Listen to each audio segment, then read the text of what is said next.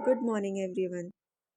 आज हम लोग बीएससी नर्सिंग फर्स्ट सेमेस्टर के लिए फाउंडेशन ऑफ नर्सिंग का unit 2 health care delivery system करने जा रहे हैं। ओके, तो हम पहले देख लेते हैं कि चैप्टर की आउटलाइंस क्या है। उसी हिसाब से फिर हम आगे कैरी फॉरवर्ड करेंगे। So first point is level of illness prevention.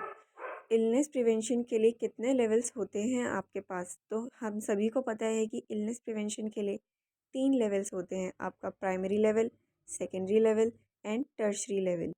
उसके बाद आपका आता है health promotion and prevention of primary health care, diagnosis, treatment, rehabilitation and continuing care. आप सेकंड पॉइंट से समझ सकते हैं कि यहाँ पर हम लोग हेल्थ को प्रमोट करेंगे, है ना। और उसका और प्रिवेंशन और प्राइमरी केयर आपको बताना है कि हेल्थ को मेंटेनेंस कैसे करते हैं, और प्राइमरी केयर क्या होती है, डायग्नोसिस क्या होता है, ट्रीटमेंट क्या होता है, रिहैबिलिटेशन क्या होता है, और कंटिन्यूइंग केयर हम कैसे प्रोवाइड करते हैं पेशेंट को। ठीक है। आपका थर्ड आउटलाइन है health care team in hospital members and their roles. ठीक है, आपको बताना है कि हेल्थ केयर टीम्स जो है हॉस्पिटल में कौन कौन है, उसके अंदर कौन कौन से मेंबर्स आते हैं और उनका क्या रोल होता है हॉस्पिटल में। ठीक है। आपकी फोर्थ आउटलाइन है types of health care agencies. अब आपको बताना है कि हेल्थ केयर एजेंसीज के कितने टाइप्स होते हैं। सर्विसेज, हॉस्पिटल, क्लिनिक्स और हॉस्पाइस, ये सब चीज़ें क्या होती हैं। हॉस्पिटल्स क्या होते हैं, उसके टाइप्स क्या होते हैं, ऑर्गेनाइजेशन क्या होता है, फंक्शंस क्या होते हैं हॉस्पिटल की, ये सब चीज़ें आपको बतानी है। इसके बाद में आपको बताना है हेल्थ प्रमोशन और level of disease prevention. Health promotion क्या होता है और आपको डिज़ीज़ प्रिवेंट करने के लिए कितने लेवल्स होते हैं। क्लियर। और आपका लास्ट आउटलाइन जो है चैप्टर का, वो है आपका प्राइमरी हेल्थ केयर और उसकी delivery, role of nurse. Primary health care क्या होता है और उसकी डिलीवरी क्या होती है, इसको डिलीवर कैसे करते हैं पेशेंट तक, और उसमें नर्स का रोल क्या होता है पीएचसी प्रोवाइड करने में पेशेंट को। क्लियर। पीएचसी यहाँ पे आप समझ सकते हैं प्राइमरी हेल्थ केयर। तो हम इंट्रोडक्शन से स्टार्ट करते हैं। Health care delivering system is defined as the aggregate of institutions, organizations and persons who enter the healthcare system who have a responsibility that includes the promotion of health, prevention of illness। जैसा कि आप यहाँ पे देख सकते हैं health care delivery system को हमने इंस्टीट्यूशन का एग्रीगेट समझा है। हम बोल सकते हैं ऑर्गेनाइजेशन का एग्रीगेट और लोगों का एग्रीगेट जो हेल्थ केयर सिस्टम में एंटर करते हैं। और उनकी रिस्पॉन्सिबिलिटी क्या होती है? उनकी रिस्पॉन्सिबिलिटी होती है हेल्थ को प्रमोट करना, इलनेस को प्रिवेंट करना, और डिटेक्ट करना, डिज़ीज़ को पता लगाना डिज़ीज़ है या नहीं, और डिज़ीज़ अगर है तो उसका ट्रीटमेंट करना, और रिहैबिलिटेट करना मतलब पर्सन अगर क्रोनिक इलनेस से जूझ रहा था तो उसको बैक टू नॉर्मल लाइफ में एडजस्ट करवाना। ठीक है। तो इंडिया क्या है? इंडिया जो है संगठन है 28 स्टेट्स और 8 यूनियन टेरिटरीज़। तो मैं आपको ये बता दूं, अभी तो हमारे कॉन्स्टिट्यूशन में मतलब हमारे स्टेट्स में कुछ चेंजेस हुए हैं, तो उस हिसाब से ये है या नहीं है, लेकिन मुझे जहाँ तक लगता है ये वही चीज़ें बताई गई हैं। 28 स्टेट्स हमारे हो चुके हैं और 8 यूनियन टेरिटरीज़ हमारी आ चुकी हैं, है ना। तो states are largely dependent in matters relating to the delivery of health care.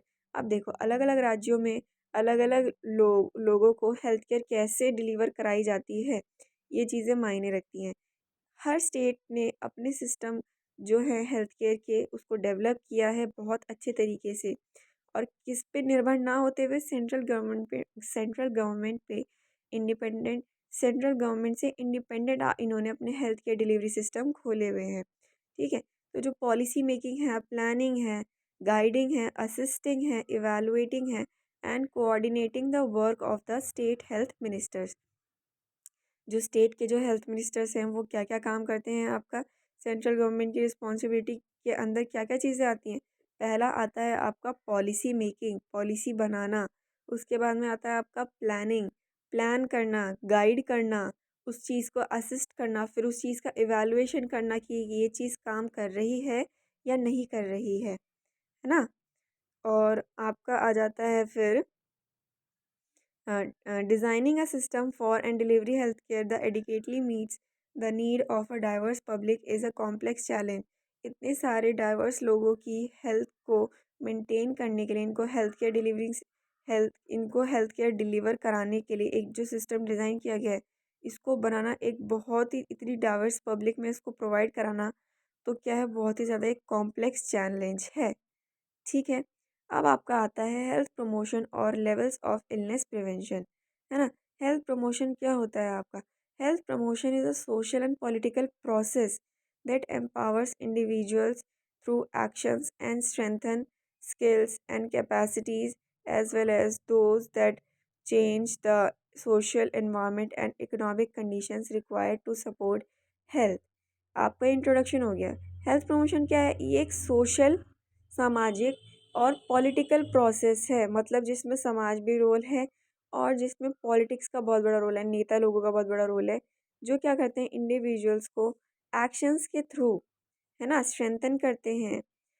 Actions के थ्रू स्ट्रेंथन करते हैं उनकी स्किल्स को और कैपेसिटीज़ को, एज वेल एज जो लोग चेंज करते हैं social social environment and economic conditions को, जो कि हेल्थ को सपोर्ट करने के लिए ज़रूरी होती हैं। सोशल एनवायरमेंटल और इकोनॉमिक कंडीशंस अच्छी होनी चाहिए ना, तभी तो हेल्थ अच्छी होगी। तो ये डेफिनेशन दी हुई है, आपके एक राइटर ने दी हुई है ना? ये आपका इंट्रोडक्शन था। इसके बाद में आ जाता है आपका definitions of health promotion. Definition किसने दी है? डेफिनेशन डोनल ने दी है 2009 में। Art and science of helping people strive for optimum health through learning experiences as well as a supportive environment. इससे आप क्या समझ रहे हो? हेल्थ प्रमोशन क्या है? ये एक तरीके की आर्ट है, कला है। कला कैसे है कि आप कितने अच्छे तरीके से आप किसी को हेल्थ प्रोवाइड करा पाओगे। और साइंस क्यों है? क्योंकि हम यहाँ पे बीएससी नर्सिंग प्रोफेशन में हैं। यहाँ पे हम अपनी 4 साल की जो नॉलेज है उसको अप्लाई करके हम यहाँ पे अच्छी हेल्थ केयर प्रोवाइड कराते हैं ना।